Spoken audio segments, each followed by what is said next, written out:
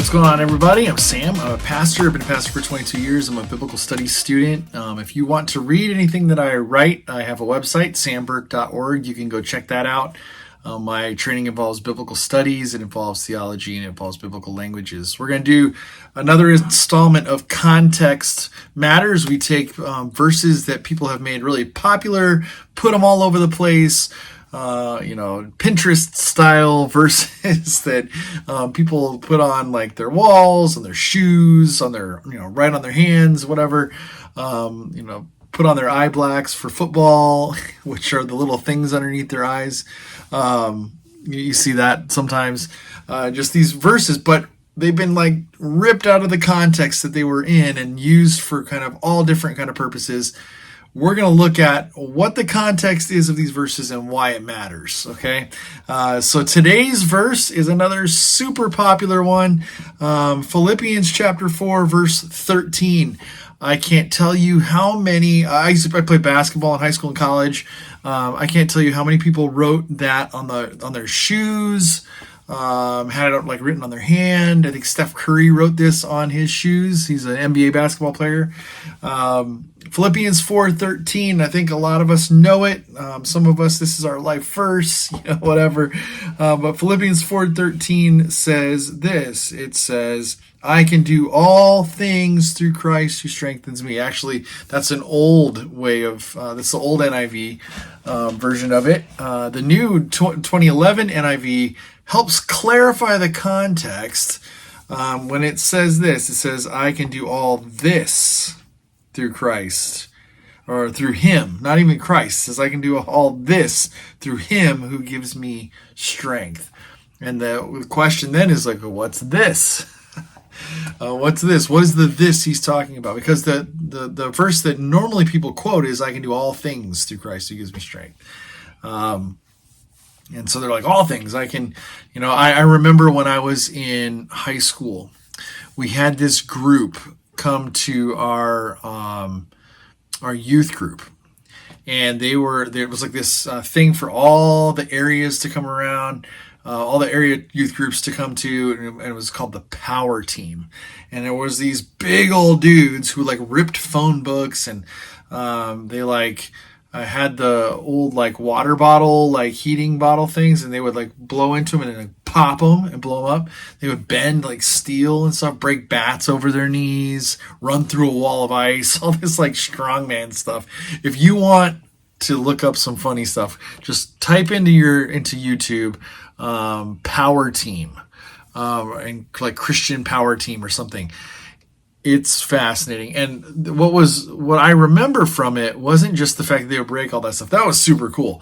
All these big, strong dudes doing this. But what I thought, even back then, as a high schooler, what I thought was interesting was here they are, they would like quote a verse, especially like Philippians 4:13, and then break the thing. And I'm like, is that really what this is for? I can do all things through Christ who gives me the strength to do it. So anyway, context matters. Okay, so Philippians chapter 4, Paul is writing. Philippians is a prison epistle. Okay, so Paul's writing from prison, and he's writing to the Philippian church. A lot of people think that Paul's writing from prison in Ephesus, and he's writing to the Philippian church. He loves these people dearly, and he's been talking to them about the joy in the Lord, how much he loves them. Fight for unity. That's the beginning of chapter 4. He's that these two ladies are kind of not getting along. He's like, I want them to get along, fight for that unity.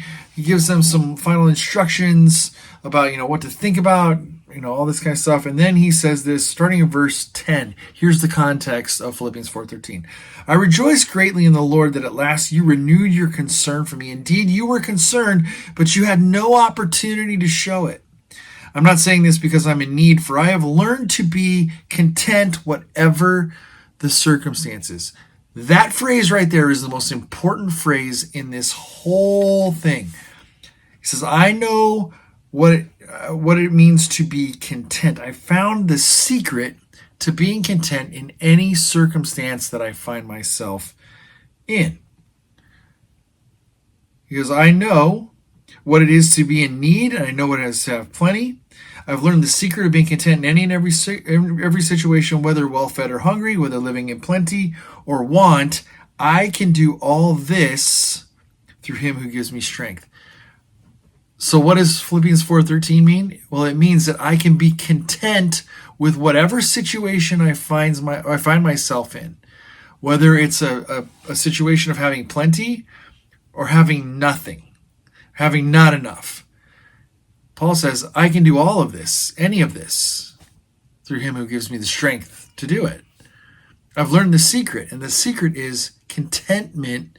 The secret is that because of Christ in my life, I can be content no matter what life throws at me. That what gives me the strength to do it is the contentment I find in Christ. And then he says, yet it was good of you to share my troubles. Moreover, as you Philippians know, in the early days of your acquaintance with the gospel, when I set out for Macedonia, not one church shared with me in the matter of giving and receiving except you only. He said, you guys got it. You helped me out. For even when I was in Thessalonica, you sent me aid more than once when I was in need. Not that I desire your gifts. What I desire is that more be credited to your account. I have received full payment and have more than enough. I'm amply supplied. Now that I have received from Epaphroditus the gifts that you sent, they are a fragrant offering, acceptable sacrifice, and pleasing to God. And then verse 19, which is another context matters verse.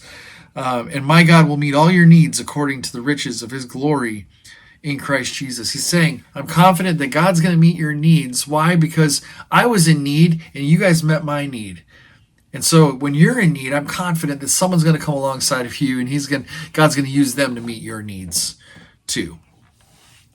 But verse 13 is in the context of contentment.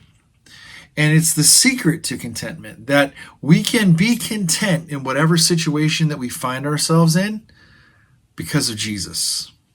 Jesus is the one who helps us understand true contentment in life, that we don't have to have everything. If we have everything, we can still be content. If we have nothing, we can be content, because the secret is that Christ gives us the strength to do it. That's what Philippians 4:13 means, and that's why context matters. All right, hopefully this was helpful. Like the video, subscribe, write some comments down in the comment section, and I'll see you in the next one.